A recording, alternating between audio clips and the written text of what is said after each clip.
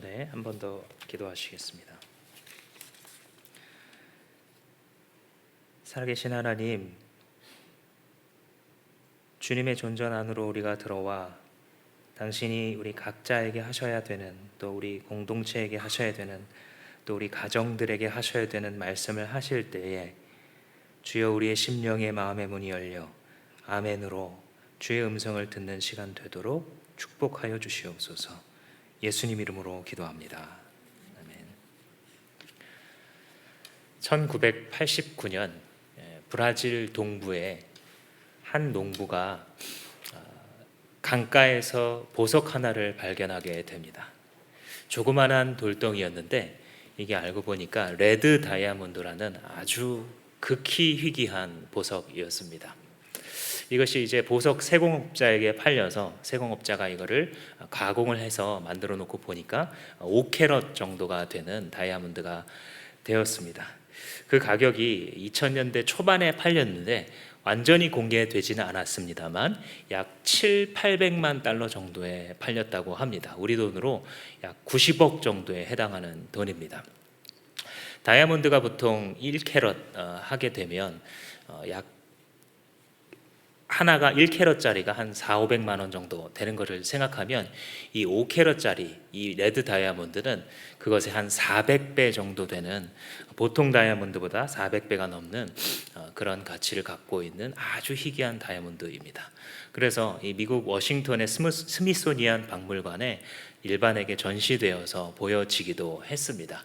지금은 이제 시간이 더 흘러서 지금 추정하는 가격은 이 새끼 손톱만한 이 보석 하나가 약 200억 원 정도 한다, 이렇게 보고 있습니다.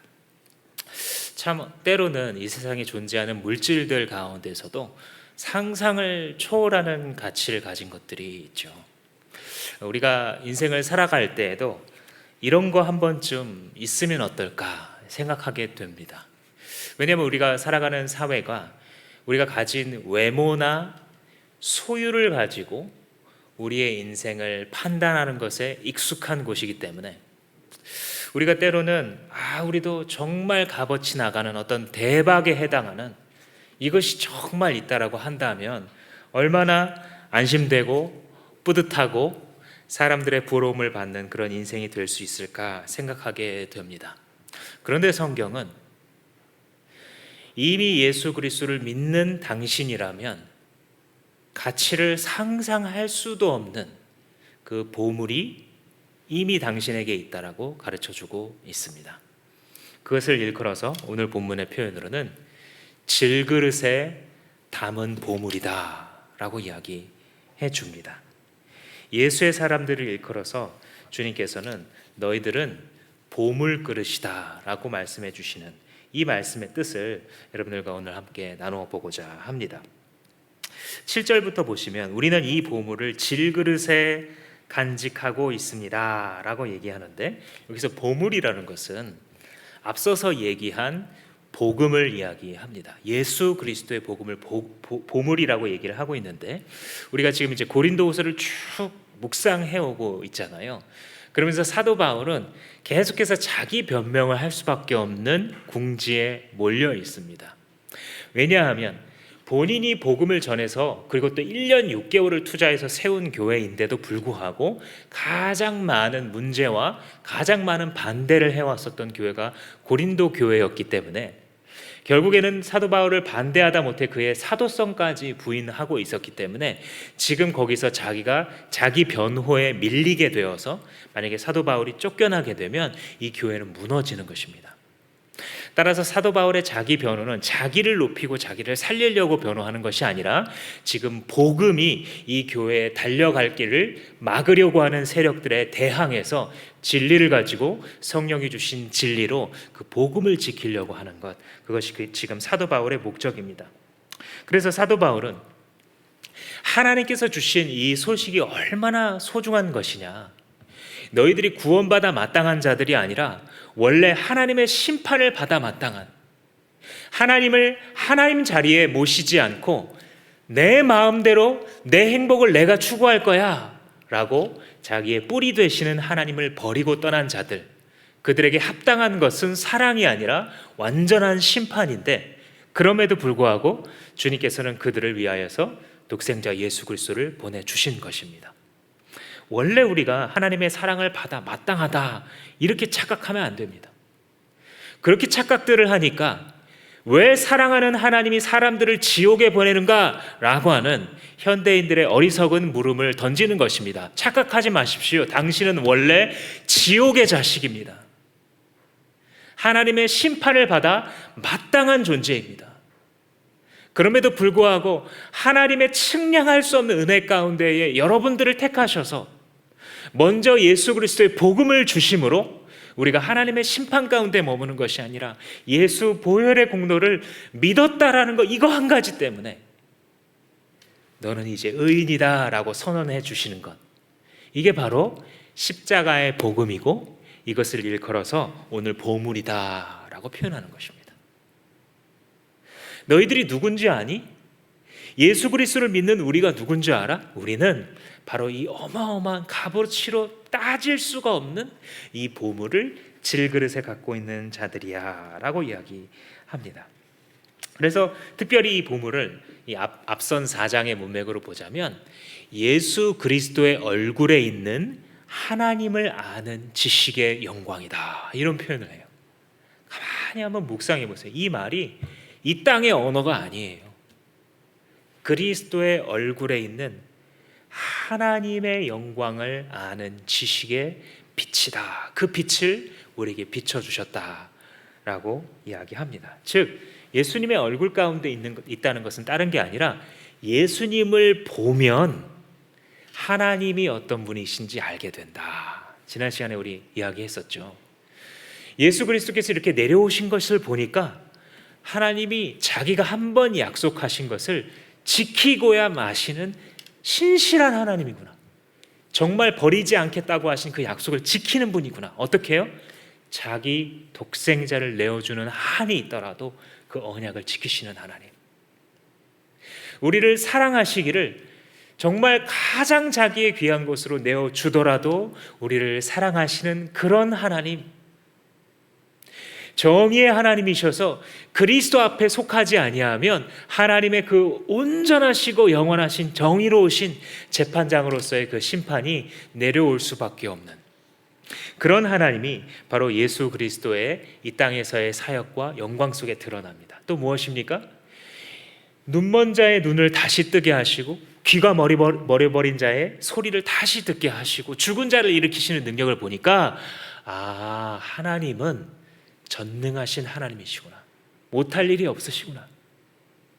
예수님께서 사람들이 마음속에 감추고 있는 것도 다 꿰뚫어 보시고 아시는 것을 보니까 하나님은 모르는 게 없으신, 모든 사람의 가장 비밀한 것까지도 다 알고 계시는 분이시구나. 하나님은 속임받지 않은, 개역 성경의 표현으로 만홀히 여김을 받지 아니하시는 하나님이시구나 라는 것을 누구를 통해? 예수 그리스도의 얼굴을 통해 알게 되었던 것입니다. 그런데 그 보물을, 예수 그리스도를 아는 그 복음이라는 보물을 질그릇에 가졌대요.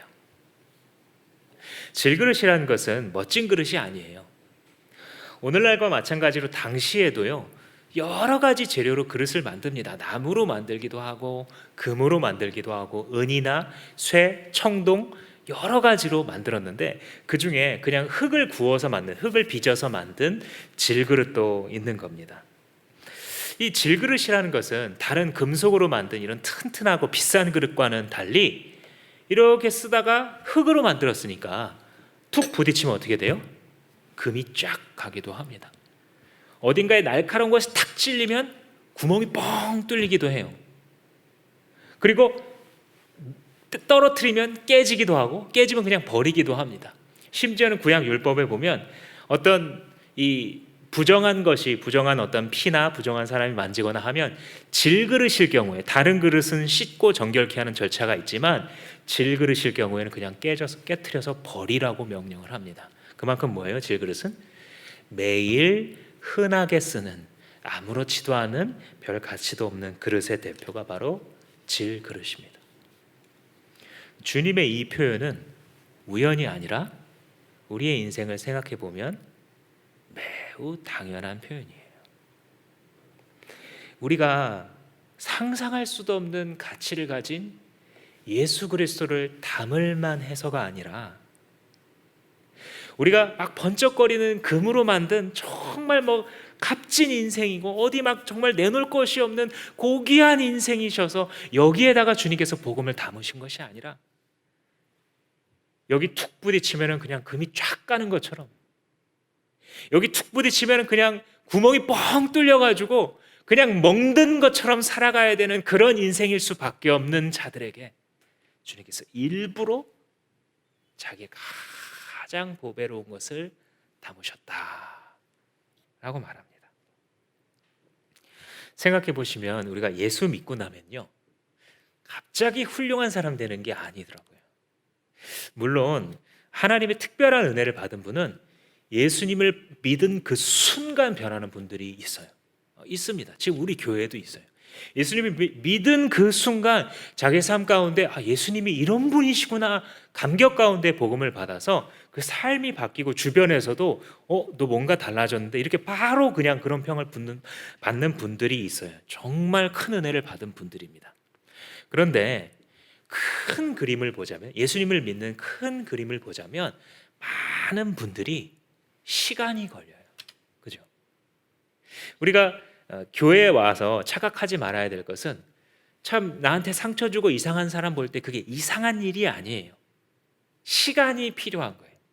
예수의 형상으로 아름답게 변화받는 데에는 하나님의 은혜를 받으면서 인내의 세월을 거쳐가야 되는 것이에요.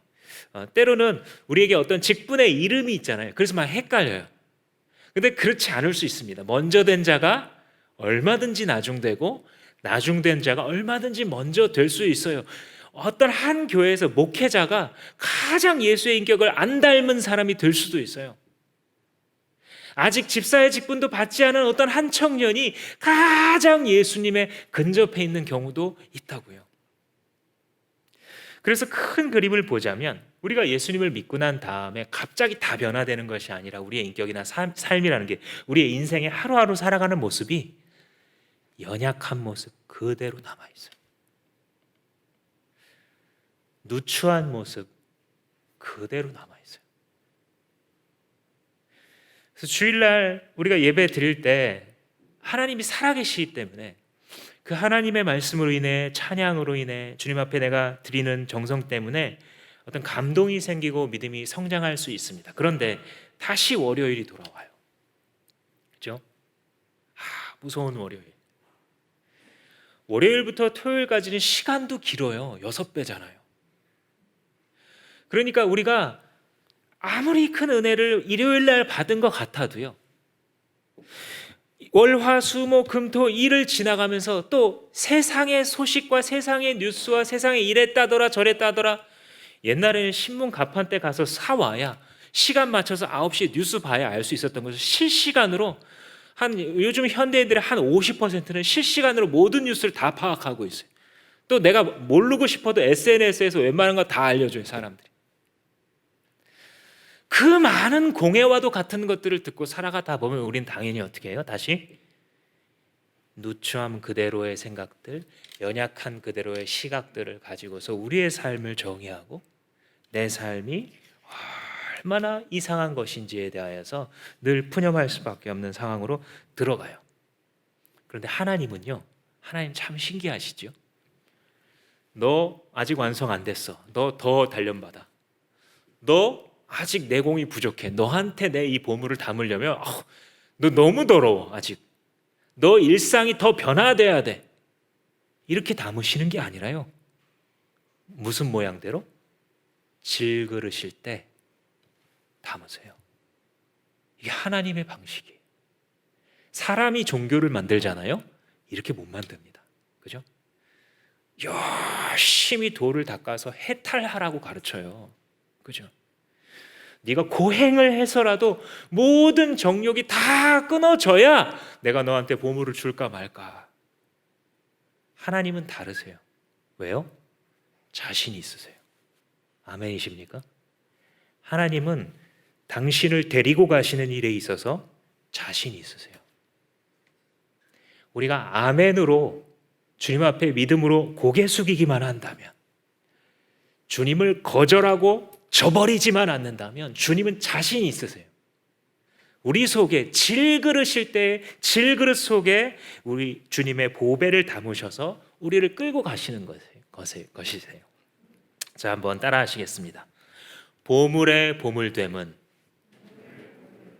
그릇에 달려있지 않다. 보물의 보물됨은 보물에 달려있다. 변하지 않아요. 우리의 가치평가는, 크리스찬의 한 인생의 가치평가라는 것은요, 누추한 질그릇으로 평가받는 게 아니라는 거예요. 지금 이 말씀이 우리 안에 담겨 계신 그 분으로 우리의 인생의 가치가 평가받는다. 조그만한 어린아이라 할지라도, 오늘 우리가 교사주일로 지키고 있는데 우리 선생님들이 얼마나 참 수고가 많으십니까? 우리 모든 자녀들 정말 이 어린아이에서부터 또 우리 대학생들에 이르기까지 정말 수고가 많으신데, 그렇게 해갈 때 그 작은 영혼 하나가 예수를 담고 있는, 주님의 보물을 담고 있는 그릇이다라는 것이죠. 레드 다이아몬드는요, 비닐봉지에 담겨놔도 레드 다이아몬드예요. 변하지 않아요. 금그릇에다 담아도 물론 다이아몬드지만, 아무 그냥 쓸모없는 어떤 봉지에 담아놔도 그것의 가치가 전혀 변함이 없기에 어마어마한 보물입니다. 평범한 나와 같은 사람 속에도 예수 그리스도의 복음이 담겨 있을 때에 나의 가치는 그런 것이에요. 나 처음 믿은 시간 귀하고 귀하다, 이런 찬양 가사가 있잖아요. 우리가 예수 믿어가고 오랜 세월이 지나가면 물론 그 뒤에 믿음이 훨씬 성장하기도 하고요, 주님께 많은 것을 봉사하고 드릴 수도 있어요. 심지어 내 목숨을 던져서 순교에 이를 수도 있습니다. 그런데 생각해보면 가장 귀한 시간은 언제였냐면, 맨 처음 예수 그리스도를 나의 보배로 모셔드린 그 순간이에요. 그 순간은 하나님의 은혜가 없었더라면, 성령이 아니고서는 내가 예수님을 주시라 고백할 수가 없는 거예요. 여러분, 주변 사람들에게, VIP들에게 복음 전하려고 노력해 보시면 금방 알잖아요. 예수님 믿는다는 것이 정말 기적이에요. 눈에 보이지 않는 예수님을 어떻게 믿어요? 근데 또 뒤집어 생각해 보면요, 은혜를 받은 자는요, 믿을 수밖에 없어요. 어떻게 살아계신 하나님을 어떻게 안 믿어요? 주님의 살아계신 증거가 이 온 우주 만물에, 우리의 이 존재 속에, 시간의 흐름 속에 어딘가에 시작이 있고 어딘가에 끝이 있을 수밖에 없다는 이 세계관을 우리의 DNA 속에 담고 살아가고 있는 우리가 어떻게 부인을 해요? 많은 과학자들이 우주를 살피며 생물의 세계를 살피며, 그래, 맨 처음엔 어떤 점에서 폭발을 하여 우주가 빅뱅을 하면서 점점 커져서 모든 행성들이 나타나고 조건이 맞추어져서 거기 생명체가 나타났다. 그것도 우연으로, 원래는 그냥 무생물이었지만 전기적 스파크가 있어서 단세포 생물이 처음에 생겨나기 시작했다 설명을 하면서도요, 그럼 처음에 그 압력 많은 물질은 어디서 왔습니까? 그건 모르죠. 정직한 과학자들은, 특별히 천체 물리학과 생물학을 공부하는 많은 과학자들은 하나님을 안 믿는다고 해도 조물주의 존재에 대해서 쉽게 부인하지 않습니다. 그냥 답을 할 수가 없거든요. 그런데 그런 주님께서 나와 같은 사람에게 예수라는 보물을, 복음이라는 보물을 처음에 주셨다 라는 사실을 생각할 때에 그 뒤에 있는 모든 스토리가 이것으로 설명하고 이것으로 만족되어지는 것, 이것이 크리스천입니다. 주님은 그래서 일부러 두시나 봐요. 우리와 같은 사람들에게 주님의 복음을 일부러 맡기시나 봐요. 우리처럼 평범한 사람들에게. 그래서 사람들이 알잖아요. 도저히 이거는 주님께서 일하시고 주님께서 우리의 삶을 만족해 하실, 이게 나로부터 오지 않는다는 것을 주변 사람들이 봐도 알아요. 뭐 대단히 뭐 훌륭하거나 뛰어난 사람이 아니에요. 그런데 주변에서 봤을 때 이상하다. 저 사람은 뭔가 있는 것 같다. 뭔가 다른 것 같다 말이죠. 꼭 이 소리가 나와요. 꼭 이 소리가 나옵니다. 왜냐하면 질그릇에 담긴 예수 그리스도 때문에. 근데 그렇게 예수 그리스도가 담기면 어떤 일이 벌어지냐? 8절 9절을 보시면요, 넘어뜨릴 수 없는 사람, 이런 특징이 생겨요. 쓰러뜨리기가 굉장히 어려워요. 보배를 담고 있는 이 그릇들은. 8절에 우리는 사방으로 죄어들어도 움츠러들지 않고 답답한 일을 당해도 낙심하지 않고 박해를 당해도 버림받지 않고 거꾸로 들임을 당해도 망하지 않습니다. 한마디로 아무리 쓰러뜨리려고 해도 어렵다는 거예요. 그러니까 보면 쓰러뜨리려고 하는 사람들이 참 많아요. 그죠? 내가 멀쩡히 살아가는데도 이 세상은 어쩔 수 없이 남의 머리를 밟고 올라서야 되는 세상입니다. 모든 회사의 경쟁이 그렇지 않습니까? 막 세계 인류 다 해놨는데도 다음 10년 뒤에 이 기업이 그대로 남아있을 것인가 걱정할 수밖에 없잖아요. 우리의 사회 구조 자체가 그렇게 되어 있어요. 사람만이 아니라 환경도 우리를 넘어뜨리는 환경이 얼마나 정말 많은지, 정말 많은 사람들이 막 벼락거지 그러면서 스스로 우울해지고 있잖아요. 다른 사람들은 다 이거 올랐다 저거 올랐다 그러고 있는데 나만 아니거든. 그럴 때 보면요, 가만 보면 크리스찬들만 아니에요. 주변에 다 벼락부자가 됐는데, 다 벼락부자가 돼서 자기는 보면 갑자기 가난해진 것처럼, 이전에는 별로 그렇지 않았는데 그렇게 느껴지는 거예요. 이런 시기가 어떤 시기냐면 사람들이 돈에 눈이 홧가닥 뒤집힌 시기예요. 이게 해 아래 새 것이 없다고요. 주기적으로 찾아옵니다. 주기적으로 찾아와요. 닷컴 버블이 있었던 약 20년 전에 사람들 여전히 그러고 있었어요. 주식하지 않는 사람 바보라 그랬죠. 그런 환경이 우리를 넘어뜨리고 사람이 우리를 넘어뜨리고 우리가 가지고 있는 소유가 우리를 넘어뜨릴 수밖에 없어요. 어떻게 보면 우리도 인간이니까. 그런데 넘어진대요, 안 넘어진대요? 넘어지지 않는데요. 누구는요? 보물을 담고 있는 사람은요. 목사님, 그런데 저는 예수님을 알고 예수님을 모시고 있는 것 같은데 저는 계속 넘어지는데요. 계속 실망하는데요. 예배를 안 드리는 것도 아니고 목사님한테 물어보면 무슨 말 하실 다 알아서 제가 안 물어보는데 목사님 뭐 기도하라, 말씀 봐라, 예배 잘 드려라 뭐 이런 거 하실 거잖아요. 그런데 제가 그런 거 모르는 게 아니라 아는데 저는 늘 넘어집니다. 이렇게 말씀하는 분들이 있어요. 그건 왜 그러냐면요, 방향성이 사라졌을 때 그런 현상이 나타나요. 지금 보물을 간직한 그릇이다라고 말할 때 1차적으로는요, 이 말을 듣고 있는 고린도 교회 성도들을 향해서 하는 비유가 아니에요. 가만히 읽어보시면 이 비유는요, 복음 전도자인 자신과 동역자들에게 적용하고 있는 말이에요. 그죠? 고린도 교인들이 사도 바울을 하도 공격해요. 사도 바울이 너는 12제자 중에 한 명도 아니잖아. 맞잖아요. 팩트는. 사도 바울이 사도된 것은 예수님이 나중에 만나주셨기 때문에 그 사도성이 충족된 거예요. 그죠? 예수님을 직접 만난. 그게 사도성의 요건 중에 하나거든요. 그러니까 따로 이 12제자들은 그걸 다 나중에 알았지만 다른 고린도 교회에 공격하기 좋은 사도 바울과 경쟁하고 있었던 그런 사람들의 입장에서는 너는 사도가 아닌데 왜 날 뛰어? 라고 하면서 제끼기에 딱 좋은 이력을 갖고 있는 거예요. 또 사도 바울은 이 서신서들을 읽어가다 보면 병이 있었나 봐요. 사람들이 네가 병을 고쳐? 너나 고치고 오시지. 중이 제 머리 못 깎네. 이렇게 판단하기 딱 좋은 거예요. 또 사도 바울은 어떤 평이 있냐면 스스로도 인정하기를 비록 글에는 힘이 있으나 말에는 조라다. 무슨 뜻이에요? 이 서신서를 써서 우리가 이 성경으로 편지를 읽고 있으면 대단한 분인 것처럼 여겨지는데 와서 설교를 하면 다 졸고 있다는 거예요, 사람들이. 그러니 사람들이 사도 바울을 볼 때에 뭐 정말 훌륭한 그릇으로 보는 게 아니라 정말 너 지도자 맞아? 야, 바울 따르지 마. 이렇게 하기에 좋은, 마귀가 써먹기 좋은 이런 것들을 많이 갖고 있는 보잘것없는 그릇이었다. 그러면서 자기 자신에게 나는 질그릇이다라고 적용하는 거예요.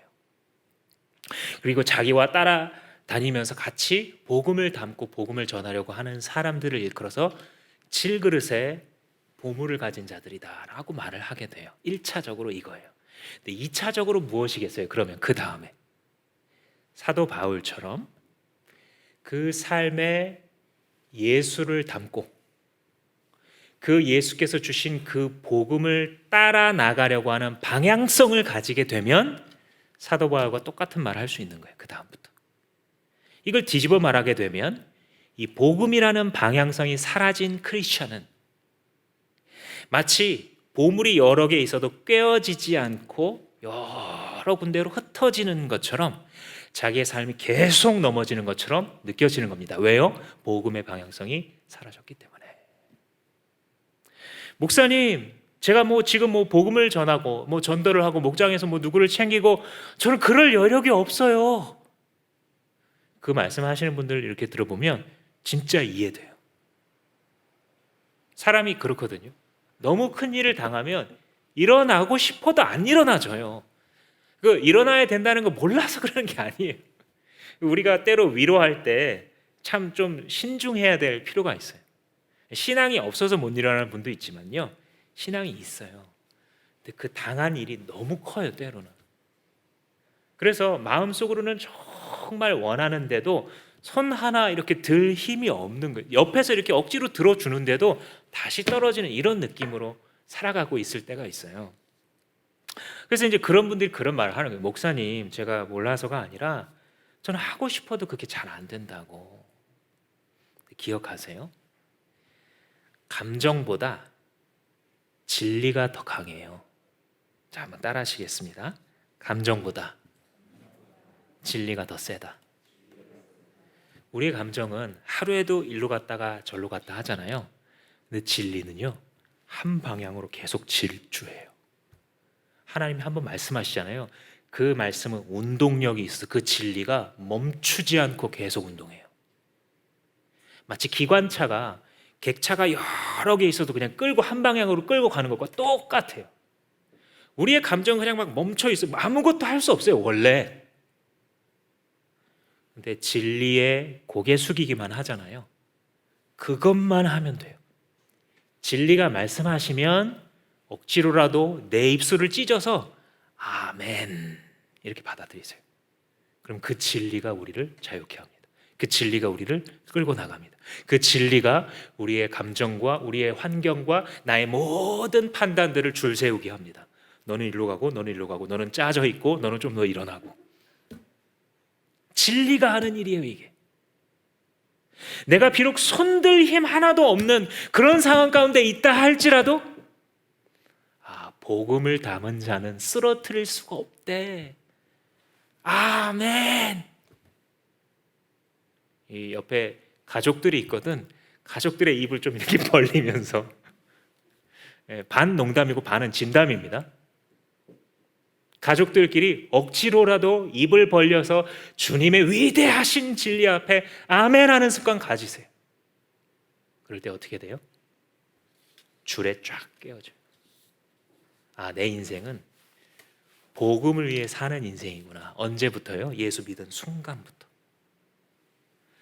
착각하면 안 돼요. 현대 그리스도인들이 자꾸 어떤 버전의 이 기독교를 만들어내냐면요, 예수님 믿어요. 예수님 나를 위해서 죽으시고 부활하시고 그리고 하나님의 나라와 심판도 믿어요. 그래서 하나님 나라가 언제쯤 올 거고, 그래서 뭐 선교도 해야 되고 전도도 해야 되고 찬양도 해야 되고 여러 가지 이렇게 다 배우긴 배웠어요. 근데 이게 안 끼워져 있는 상태니까 어떻게 되냐면요, 여기서 복음의 방향성을 싹 빼보세요. 뭐가 되냐면요, 내가 하나님께 예배드리는 거 따로 있고요, 하나님이 내 인생을 평안하게 만들어주시는 거 따로 있어요. 우리 집이 먹고 살만하게 되는 것, 제발 우리 집 하나 생기는 거, 그거 또 따로 있고요, 하나님께 내가 선교 헌금하고 봉사하는 거 또 따로 있어요. 그게 다 각자예요. 그래서 주님의 복음이라는 방향성이 없어졌을 때에 기도도 했다가 은혜도 받았다가 없는 게 아니에요. 여기 군데 있어요. 감동도 받고 은혜도 받고 이렇게 살아야지, 또 누군가 잘못 살고 또 어떤 목사가 매스컴 타면 또 기가 막히게 막 정확하게 또 지적은 잘합니다. 저러니까 하나님께 영광 못 돌린다고. 그런데 이 모든 게 하나가 아니라서 너무 복잡해요. 신앙생활이라는 게 너무 골치 아픈 거예요. 왜요? 방향성이 없잖아요. 원래 줄로 꿰는 거예요, 이 보물들은. 이 모든 성경에 기록된 게 뭐예요? 하나님의 전도예요. 하나님의 선교예요. 하나님을 떠나간 죄인들을 다시 불러 모으시는 거예요. 자기의 품으로. 전부가 예수 그리스도가 오신 것도 선지자들이 복음을 선포한 것도 사도들이 교회를 모두 세운 것도 잃어버린 주님의 영혼들을 다시 전도하여 복음 앞에 항복하게 만드는 거예요. 전체가 다 복음에 관련된 것이에요. 그런데 예수 믿어놓고 이 현대 크리스천들이 예수 믿는 것 따로 전도는 다른 특별한 분들이 하는 거, 그리고 또 그거를 막 인정을 해줘요. 어떤 그룹은. 그렇지 않습니다. 원래 복음이라는 것은 나 처음 믿은 그 시간부터 내 안에 살아 역사하는 것이에요. 내가 처음 믿은 순간부터 이 예수의 복음이라는 보배는 내 인생 안으로 들어왔어요. 당신은 이것을 받아들이셔야만 해요. 그때 편해지는 거예요. 그때 깨어지는 거예요. 복음 위에서 살지 않으면 다 정리 안 되겠구나. 오히려 복음 위에서 살았더니 다 끌려와요. 복음의 방향성이 사라졌더니 내가 일로 끌려가고 절로 끌려가고 시간과 주제만 바뀌었다가 여기저기 끌려다녀요. 그렇지 않습니까? 자신의 인생을 돌아보며 주님 앞에 정직하세요. 다른 뭐가 있다라고 꿈꾸지 마세요. 복음이 아닌데 무엇이 기관차이겠습니까? 예수라는 보물이 아닌데 무엇이 당신의 인생을 끌어가겠습니까? 그럴 만한 큰 힘 가진 것이 세상에 어디에 있어요? 대한민국의 대통령이 되는 거? 그게 우리의 인생을 끌고 갈 수 있겠습니까? 5년 있다 없어져 버릴 그런 것들이 우리의 인생의 행복을 보장할 수 없어요. 오직 주 예수의 복음 앞에 헌신할 때만 우리의 인생의 모든 복잡했던 것들이 한 줄에 깨어 끌려가는 거예요. 그래서 진리는 우리 감정보다 강하고 복음은 모든 것을 지배하는 것입니다. 보배를 우리의 질그릇과 같은 것에 담게 됐을 때에 보배는 보배가 되어서 변하지도 않고 사라지지도 않는 것입니다. 10절 상반절 말씀에 보시면 이런 말을 해요. 우리는 언제나 예수의 죽임당하심을 우리 몸에 짊어지고 다닙니다. 이렇게 말을 해요. 예수의 죽으심을 짊어지고 다닌다. 참 이 말씀 너무 귀한 말씀인데요. 예수의 죽음을 몸에 짊어진다라는 게 무슨 뜻이겠습니까? 예수께서 가신 길을 내가 따라간다 이 뜻이에요. 예수님께서 이 땅 가운데 내려오셨을 때에 복음 때문에 복음이 달려가게 하기 위하여서 고난받으시고 오해받으시고 사람들 앞에 따돌림 당하고 제일 소외된 왕따로서 외롭게 사시고 결국은 십자가에 돌아가셨잖아요. 근데 그 보물을 담은 사람들이 똑같은 거예요. 어떤 의미에서.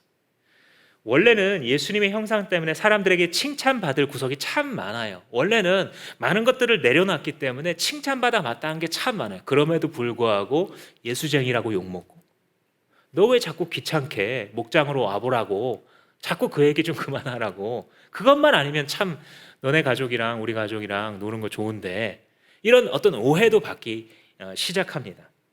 그런데 그렇게 살아갔을 때 결국은 예수의 죽음을 짊어지고 살아가는 것이고 이게 가장 쉬운 멍에다. 이거 성경이 계속해서 가르칩니다.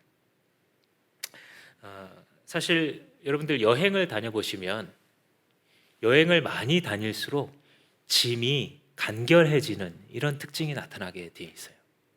제가 처음에 여행을 할 때는 제 성격을 따라 꼼꼼하게 모든 리스트를 만들어서 하나도 빠짐없이 챙겼습니다. 제가 이전에 청년 시절에 성격 검사를 해보면 MBTI 기준으로 해보자면 맨 마지막에 즉흥적으로 잘 적응하는 사람이냐, 계획을 모든 걸 다 해놔야 할 수 있는 사람이냐, 이게 이제 나오거든요. J가 계획형인데 저는 아주 극단의 J예요. 그러니까 무계획적으로 뭔가 이렇게 흘러가는 상황 속에서 이렇게 파도 타기를 하듯이 할 수 있는 그 성향이 1도 없는. 그러니까 여행 짐을 쌀 때 어떻게 싸겠습니까? 다 체크리스트를 만들고 시간 단위로 분 단위로 내가 어디에 있을지를 계획한 다음에 그때 필요한 것들을 필요한 것은 물론이고 혹시 필요할지도 모르는 것까지 챙겨야 되고 비상 상황 최악이 벌어졌을 때 어떻게 해야 된다는 것까지 뭐 비상약부터 해가지고 다 있어야 되는 그런 성향이에요. 그러니까 당연히 가방을 쌌을 때 가방이 커지죠. 그래, 내가 저 기차역에서 기다릴 때 혹시 기차가 늦어서 너무 오래 기다릴 수도 있으니까 한 5권쯤 책을 갖고 다녀야 돼. 여행 가는데. 그래, 뭐 속옷이 한 3일이니까 3개면 되겠지만 혹시라도 물에 젖거나 어떤 상황 6개는 챙겨야 돼. 저기가 비록 시원한 곳이라고 했지만 갑자기 이 폭풍우를 동반한 비가 오기 시작하면 내가 감기에 걸릴 수 있어. 그리고 중간에 감기 걸리면 얼마나 아프게 외투를 챙겨야 돼요. 갑자기 가방이 퉁퉁하고 막 2개씩 가지고 다녀야 되니까 너무 불편하죠. 근데 그러다가 이제 시간이 흘러서 경험이 쌓이기 시작하면 어떻게 됩니까? 다 소용없구나. 다 소용없구나. 혹시 모를 비상 상황이 생기면 그 현지에서 적응하면 돼. 거기서 대응하면 돼. 그래서 가방이 간편해지죠. 정말 필요한 것들만 들어가는. 그래서 훨씬 자유롭게 여행을 즐길 수 있는 그렇게 변해가는 것이죠. 여러분들은 뭘 지고 다니고 계세요? 왜 우리의 인생은 그렇게 버겁습니까? 주님이 우리의 인생을 정말 그렇게 살도록 보내셨을까요? 아니면 우리 스스로의 짧은 생각으로 이것도 있어야 되고 저것도 있어야 되고 저것도 이루어져야 되고 저것도 이루어져야 되고 우리 스스로 짊어진 게 너무 많아서 그러니까 무겁죠. 당연하죠. 이 작은 머리로 자기의 인생을 다 통제해야 되니까 내 인생만이 아니라 내 주변 사람의 인생까지도 다 책임져야 되니까 다 통제해야 되니까 그 짐이 얼마나 무겁습니까? 못 져요. 못 져요. 주님이 아예 답을 주시니까 그냥 편하게 아멘으로 받아들이세요. 못 져요. 가족은 고사하고요. 내 인생의 짐도 못 진다고요. 다. 그 많은 스트레스와 그 많은 원망과 그 많은 미움과 그 많은 헛된 소망들, 그 많은 육신의 정욕들과 그 많은 세상의 평가들을 다 지고 가다가 그 무게와 의무감에 짓눌려 살아가는 사람들에 비할 때에 사도 바울은 뭘 졌다고 얘기해요? 나는 예수의 죽음을 지고 있어. 심플하죠? 여기서부터 다 꿰어지는 거예요. 나머지 인생. 사도 바울이 돈 안 벌고 일 안 하고 밥 안 먹은 게 아니에요. 다 똑같이 했어요. 그런데 꿰어지는 거예요. 제일 큰 게 앞에서 끌고 가니까 다 우선순위에 따라 착착착 알맞게 조정되는 것이에요. 사도 바울은 돈을 많이 만졌어요. 사도 바울은 일도 많이 했고 고생도 많이 했어요. 매도 많이 맞았습니다. 배신도 많이 받았어요. 그런데 뭐예요? 앞에서 기관차가 끌고 가버려요. 거기 머물러 피해자로 평생 인생 살지 않도록 끌고 가버려요. 진리가. 예수의 죽음을 몸에 짊어졌을 때에 그들은 예수의 소명을 따라 갈보리 언덕을 오르는 그 인생을 똑같이 살아가게 되었고 그런 삶은 너무 멋진 삶이 된 것이에요. 여러분들도 이런 삶을 살기를 축복합니다. 이런 삶이 가치 있는 삶이에요. 어떤 분이 이제 직장에서 일을 하는데 자기가 뭐 팀장이셨는지 같이 일하는 사무실 안에서 제일 높은 사람이었대요. 한 10명 정도가 이제 같이 있는데 여러분 그 회사의 분위기 아시죠? 이분이 자기가 이제 어떻게 하면 우리 좀 이제 목자셨는지 목장에 좀 데려봐야겠다 이런 생각을 계속 기도하다가 하나님 그런 생각을 주셔서 담대하게 직장에서도 그걸 계속 기도를 했대요. 근데 그러면서 가만 보니까 이 있는 식구들이 몇 명도 안 되는데 생일 축하를 좀 해줘야겠다 이런 생각이 들었대요. 그래서 있을 때마다 뭐 조그만 케이크 하나 사놓고 이제 축하를 하는데 축하를 할 때는 좋았는데 하고 나서 케이크도 자르고 뭐 접시에다 나눠 갖고 그러면서 여러 가지 이제 처리할 것들이 생겼잖아요. 뒷처리. 이거 누가 하느냐? 자, 직장 생활 해보신 분 다 아시죠? 누가 왜 뒷처리합니까?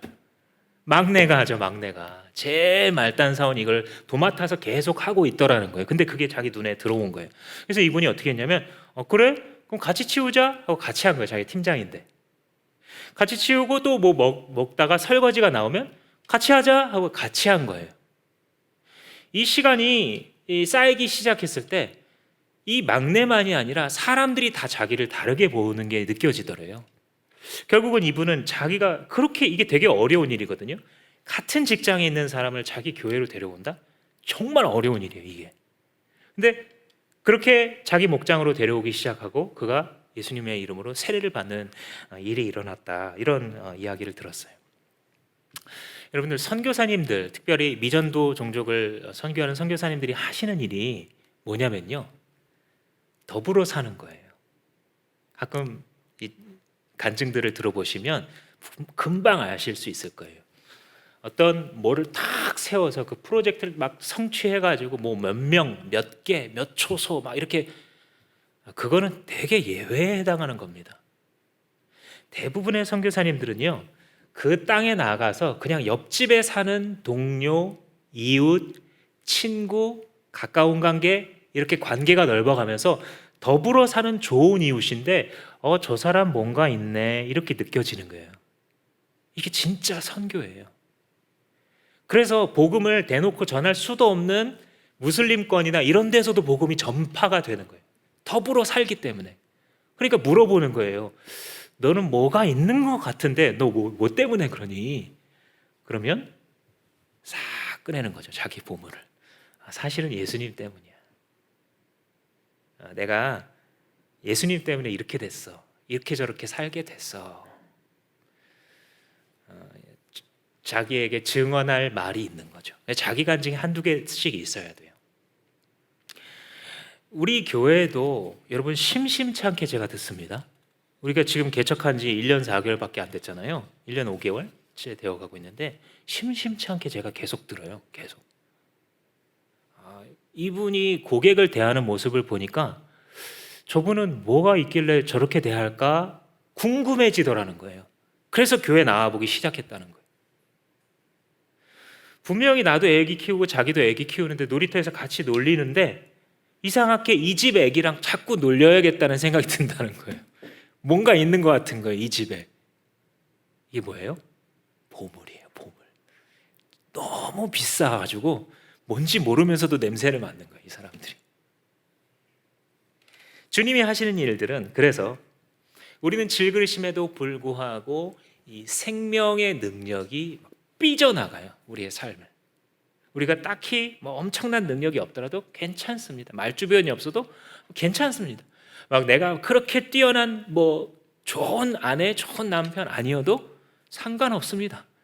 주님의 복음의 능력이 너무 세서 내가 주님 앞에 엎드리겠다고 아멘 하기만 하면 주님은 그것을 이루어 가시는 것입니다. 자, 한번 따라해 보시겠습니다.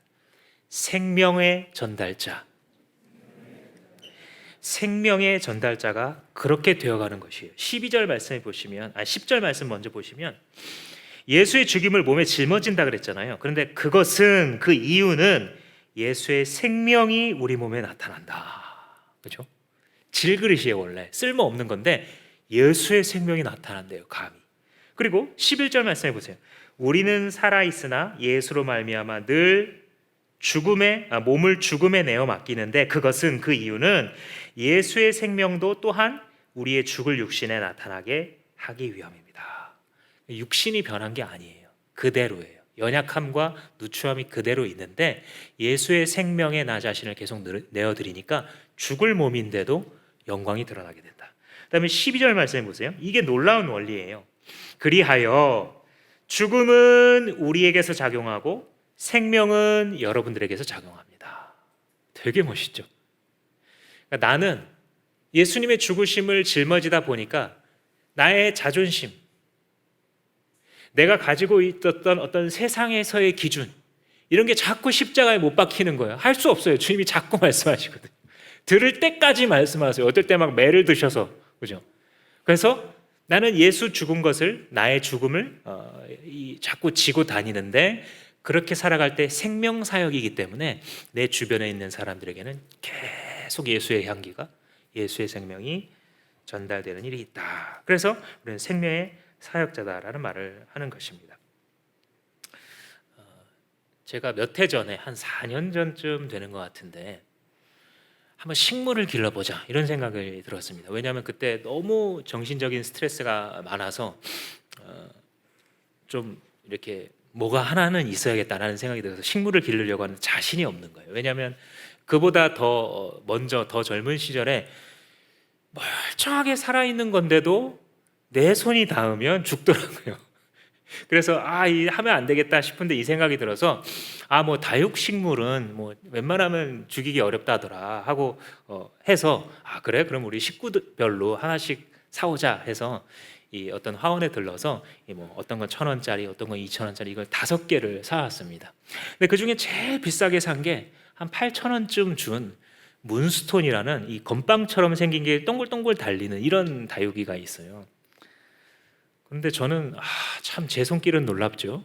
다육이마저도 죽게 만들더라고요. 그래서 이 하필 제일 비싼 이게 제일 먼저 죽기 시작했어요. 그래서 비실비실하면서 죽어가길래 이거 어떡하지 제일 비싼 건데 그러면서 또 어디서 이제 제가 본 게 있어가지고 다육이는 그 잎을 떼 놓으면 잎장 떼기가 잘 된다. 그래서 이제 다시 번식한다더라. 이 말을 들어서 하나를 죽기 전에 뗐어요. 죽어버릴까봐. 뗐는데 정말 거기서 뿌리가 나오더니 걔가 살아나기 시작한 거예요. 그래서 원래 있었던 걔는 결국은 죽었어요. 비실비실해지더니.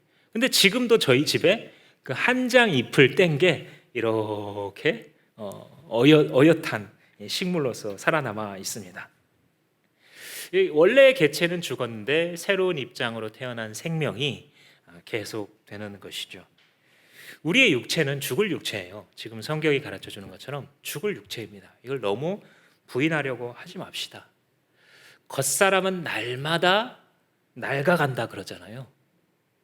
뭐 젊음의 나이대야 뭐 치료를 받으면 원상복구 수준으로 돌아오나 그러나 어떤 시기를 지나게 되면 그냥 고장난 거 조금 돌아가도록 잘 달래가지고 쓰면서 가는 거잖아요. 우리 육신을 보면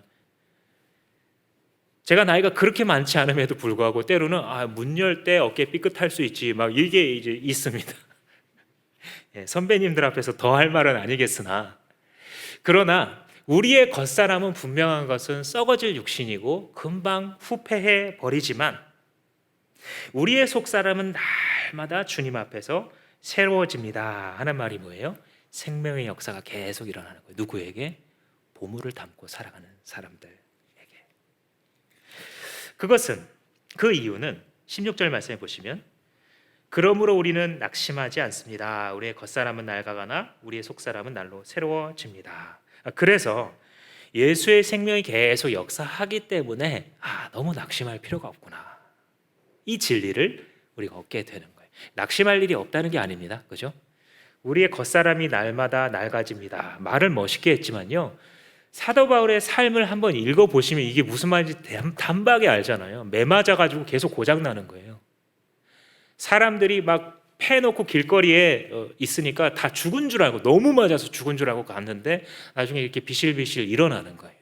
그러니까 그게 육신이 성할 리가 없잖아요. 계속해서 망가지고 아마도 학자들이 눈으로 추정을 합니다만 눈물이 계속 흐르는 이런 병이 있었던 걸로 보이는데 해결이 안 되는 거예요. 이게 이 육신이.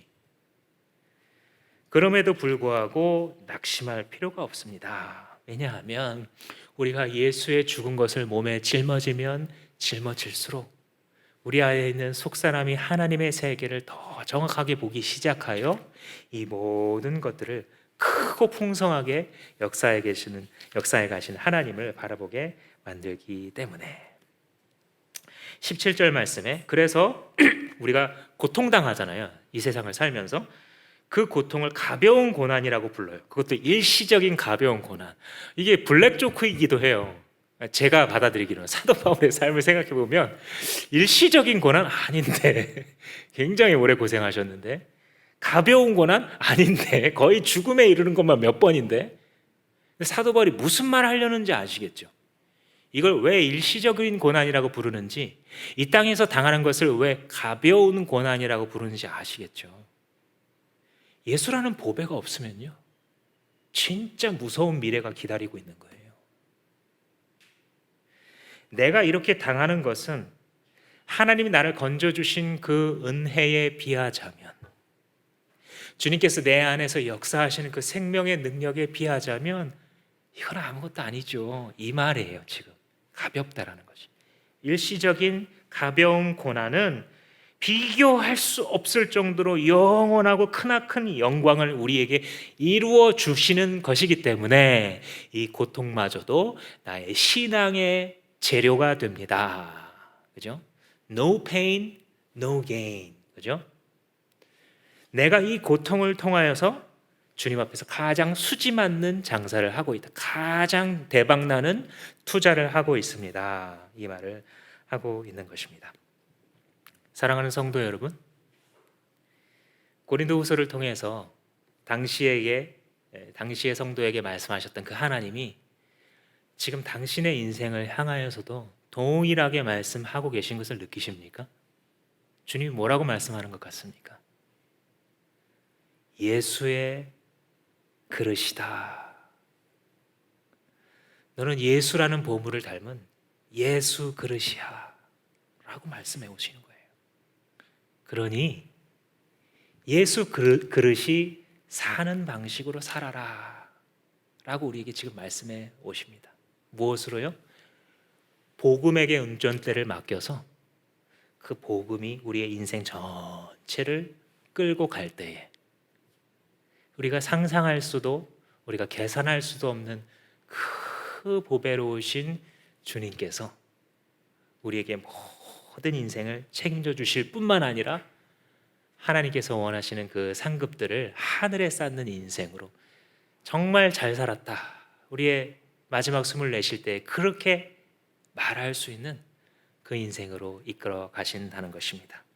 그렇게 살아갈 때에 여러분들 아무리 실망스러운 일이 벌어져도, 아무리 정말 사방으로 탈출할 구멍이 없는 것 같이 우겨쌈을 당한 것처럼 여겨진다 할지라도 반드시 기억하십시오.